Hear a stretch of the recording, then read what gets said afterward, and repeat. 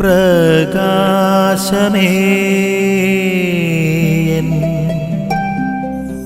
മിഴി തുറക്കുക വേഗം.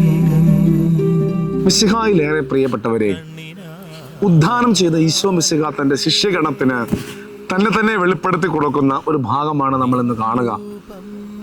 മിശിഹായെ കാണുമ്പോഴേ പെട്ടെന്ന് ഇതൊരു ഭൂതമാണോ എന്നോർത്ത് ഭയക്കുന്ന അവരോട് എൻ്റെ കയ്യിൽ സ്പർശിച്ചു നോക്കുവേൻ. സ്പർശനത്തിലൂടെ ഈ ക്രിസ്തു തൻ്റെ പൂർണ്ണ ശരീരത്തോടു കൂടിയാണ് അവിടെ പ്രത്യക്ഷനാകുന്നത് എന്നുള്ള തിരിച്ചറിവ്, ക്രിസ്തുവിൻ്റെ മാനുഷ്യത്വത്തെക്കുറിച്ചുള്ള ഒരു ഓർമ്മപ്പെടുത്തൽ അവിടെ നൽകുന്നുണ്ട്. ഈ വചനത്തിൽ ഏറ്റവും അവസാനം നമ്മൾ കാണുന്നുണ്ട്, ഈശോ മിശിഹ അവരോടുകൂടെ ഭക്ഷണത്തിനുകൂടി ഇരിക്കുകയാണ്.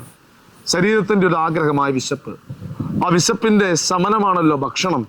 അപ്പോൾ മാനുഷികമായ രണ്ട് കാര്യങ്ങൾ, ഒന്ന് സ്പർശനം, ഒന്ന് ഭക്ഷണം.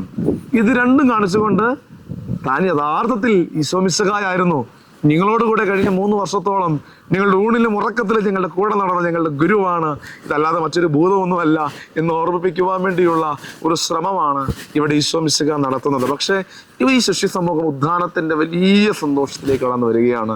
ഉദ്ധാനം ചെയ്ത ഈശോ ദൈവമായിരുന്നിട്ടും മാനുഷികമായ ചില രീതികളിലൂടെ തന്നെ വെളിപ്പെടുത്തി കൊടുക്കുന്ന ഈശോ മിശിഹ, കർത്താവായ മിശിഹായോട് നമുക്കും പ്രാർത്ഥിക്കാം.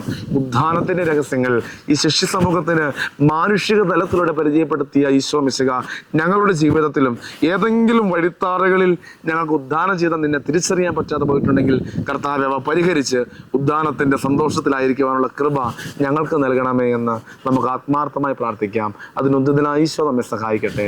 ആമേൻ. നിൻ വഴിയേ